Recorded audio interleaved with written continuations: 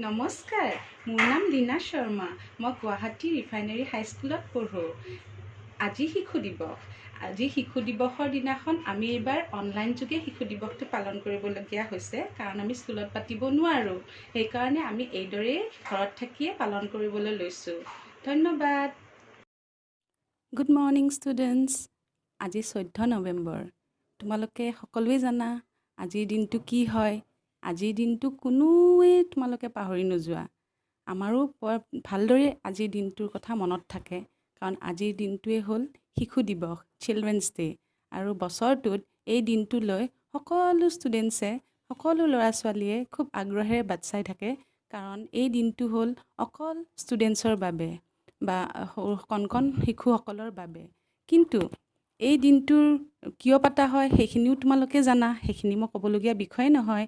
আজিৰ এই দিনটোত চাচা নেহেৰুৰ জৱাহৰলাল নেহেৰুৰ জন্মদিন হয়, আৰু জৱাহৰলাল নেহেৰুৱে ল'ৰা ছোৱালীক খুব মৰম কৰিছিলে, খুব ভাল পাইছিলে। সেইকাৰণে তেওঁৰ জন্মদিনটো আমি শিশু দিৱস হিচাপে পালন কৰোঁ প্ৰতি বছৰে।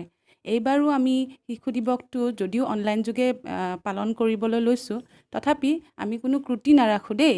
এইটো দিৱসটো আমি পালন কৰিবই লাগিব, কাৰণ তোমালোকৰ এই দিৱসটো তোমালোকৰ বাবে আৰু তোমালোকৰ খুব ভাল লগা দিন এটা। অকণমান প্ৰয়াস কৰিছোঁ বাৰু।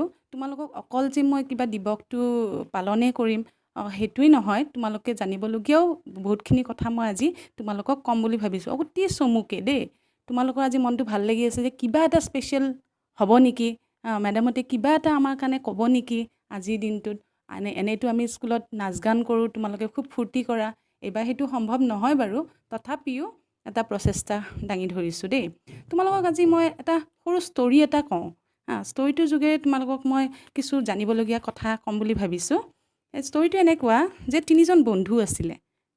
তিনিজন বন্ধু আছিলে। এজনৰ নাম ৰাজু আছিলে, এজনৰ নাম অজয় আছিলে, আৰু এজনৰ নাম মোহন আছিলে।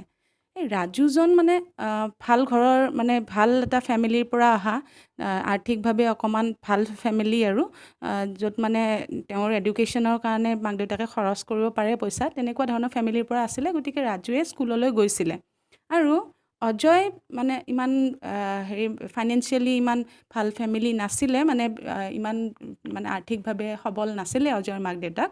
সেইটো কাৰণে অজয়ে স্কুললৈ যাব পৰা নাছিলে। মোহনেও তেনেকৈ স্কুললৈ যাব পৰা নাছিলে, কাৰণ কাম কৰি খুৱাব লাগে ফেমিলিটোক। সেইটো কাৰণে মোহন আৰু অজয় স্কুললৈ যাব পৰা নাছিলে, কিন্তু ৰাজু স্কুললৈ গৈছিলে। কিন্তু তিনিওজন খুব ভাল বন্ধু আছিলে। এতিয়া ডিফাৰেঞ্চটো চাবা। যিজন বন্ধু ৰাজু স্কুললৈ গৈছিলে, স্কুলত গ'লে, পঢ়িলে, সি বহুতখিনি জনা হ'ল, এডুকেটেড হ'ল, আচাৰ ব্যৱহাৰ চব তাৰ ভাল হ'ল। কিন্তু অজয় আৰু মোহন হৈ একে এইজৰে ল'ৰা আছিলে, কিন্তু তাহাঁতৰ ঘৰৰ পৰিস্থিতিৰ কাৰণে তাহাঁতে কাম কৰি খাবলগীয়া হৈছিলে। অজয়ে কাম কৰিছিলে এটা কনষ্ট্ৰাকশ্যন ছাইটত, আৰু মোহনে কাম কৰিছিলে এখন ৰেষ্টুৰেণ্টত। গতিকে তাহাঁতৰ অলপ লাইফষ্টাইলটো বেলেগ হৈ গ'ল। বেলেগ হৈ যোৱাৰ ফলত তাহাঁতৰ কি হ'ল, ৰাজুৰ নিচিনাকৈ তাহাঁতে এডুকেটেড নহ'ল বা পঢ়া শুনা নাজানিলে। কিন্তু ৰাজু ইমান ভাল বন্ধু আছিলে যে ৰাজুৱে সিহঁতক সেই বস্তুটোৰ পৰা ওলাব চেষ্টা কৰিছিলে। আজিকালিতো চৰকাৰে ফ্ৰী এডুকেশ্যন দিছে, গতিকে ৰাজুৱে সেইবোৰ কথাওতো এডুকেটেড ল'ৰা হিচাপে সি সেইবোৰ কথা গম পাইছিলে, যিবোৰ কথা অজয় আৰু মোহনে গম পোৱা নাছিলে।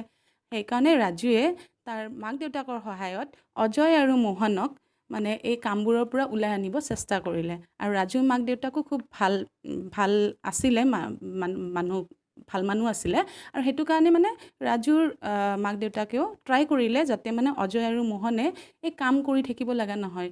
12, 13, 14 বছৰীয়া ল'ৰা, গতিকে তাহাঁতে যেন পঢ়া শুনাটো ভালদৰে কৰিব পাৰে, চৰকাৰে দিয়া ফ্ৰী এডুকেশ্যনৰ সুবিধাখিনি ল'ব পাৰে আৰু এডুকেটেড হ'ব পাৰে, সেইটো চেষ্টা কৰিলে। কাৰণ তুমি চাবা, এখন হোটেললৈ গ'লে এজন ল'ৰা যেতিয়া সৰু ল'ৰা এটা কাম কৰে, তাত হোটেলখনত ল'ৰাজনক কেনেকৈ মাতা হয়? ঐ ল'ৰা, এইফালে পানী এগিলাচ দে, টেবুলখন চাফা কৰ, এনেকৈ কোৱা হয়। কিন্তু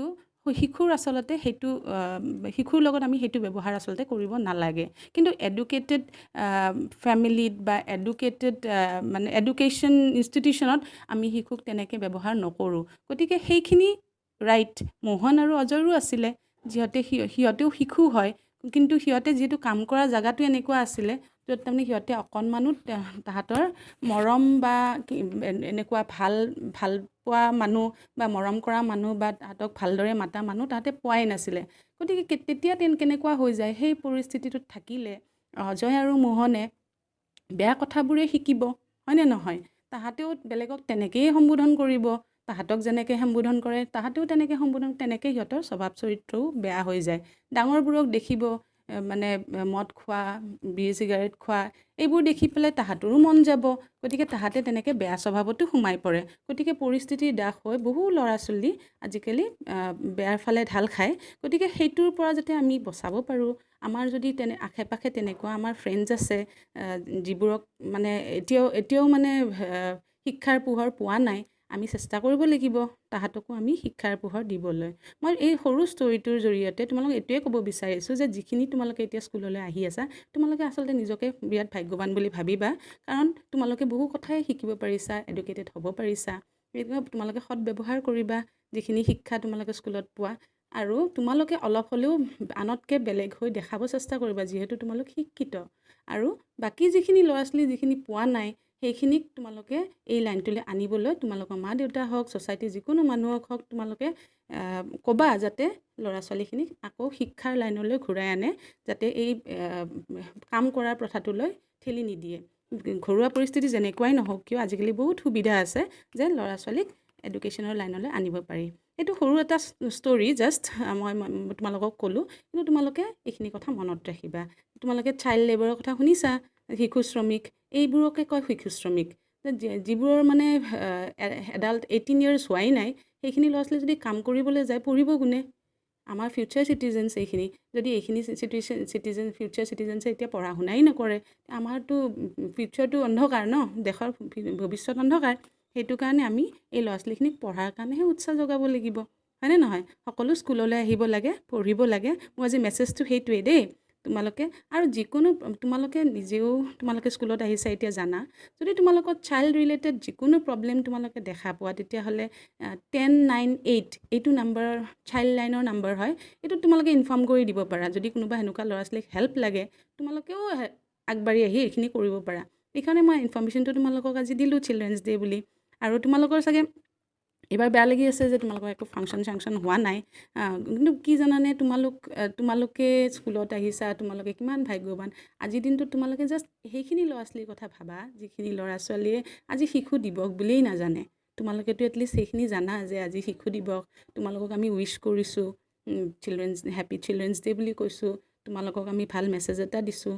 কিন্তু তোমালোকে তোমালোকৰ নিচিনা বয়সৰ সেই ল'ৰা ছোৱালীখিনিৰ কথা ভাবা যিখিনি এতিয়াও আজি চিলড্ৰেনছ ডে বুলিয়েই নাজানে। গতিকে সেই ল'ৰা ছোৱালীখিনিৰ কাৰণেও আমাৰ এটা দায়িত্ব থাকে যে আমি যিখিনিয়ে পঢ়া শুনা কৰিছোঁ সেইখিনি আমি তেওঁলোকক অকণমান তেওঁলোকৰ সেই যিখিনি মিজাৰি আছে, যিখিনি লাইফৰ তেওঁলোকে প্ৰব্লেম ফেচ কৰি আছে, সেইখিনিৰ পৰা আঁতৰাই আনি পঢ়াৰ মাধ্যমলৈ ঘূৰাই আনিব পাৰোঁ। আজি তোমালোকক দিয়া মেছেজটো মই ভাবিছোঁ তোমালোকে বুজি পাইছা, আৰু তোমালোকে তেনেকৈ ঘৰতো এইটো আলোচনা কৰিবা যে মানে আজিৰ দিনটো আমি সেই ল'ৰা ছোৱালীখিনিৰ কথা ভাবিম যিখিনি ল'ৰা ছোৱালীয়ে তাৰমানে এইখিনি সুবিধা পোৱা নাই। সেইখিনিৰ কাৰণে আমি কি কৰিব পাৰোঁ সেইখিনি আমি চিন্তা কৰিম। ধন্যবাদ। তোমালোকে স্কুলত আকৌ যেতিয়া আমি একেলগে লগ হ'ম, আমি বাৰু আৰু বহুত কথা এনেকুৱা শিশুৰ বিষয়ে বহুত কথা আমি আলোচনা কৰিম, কিন্তু আজি এনেই চমুকৈ তোমালোকক মই জাষ্ট এইটো কথাই ক'লোঁ। আজি দিনটো এইটো টাস্ক বুলিয়েই ভাবি লোৱা, শিশু দিৱসৰ এইটো এটা টাস্ক বুলি ভাবি লোৱা, যাতে তোমালোকৰ আশে পাশে থকা ল'ৰা ছোৱালীখিনিক সহায় কৰিব পাৰা। মোৰ এইটো কাতৰ অনুৰোধ সকলোলৈ, তোমালোকৰ গাৰ্জেনসকললৈও, তোমালোকলৈ। কেতিয়াবা খুব বেয়া লাগে যিখিনি ল'ৰা ছোৱালীয়ে এই সুবিধাবোৰ চৰকাৰেও দিছে, মানে তথাপিও তেওঁলোকে গমেই পোৱা নাই, সেইখিনিক আমি আচলতে সজাগ কৰিব লাগে। ধন্যবাদ। আকৌ এবাৰ কৈছোঁ, happy children's day. Always be happy, safe and healthy. Thank U.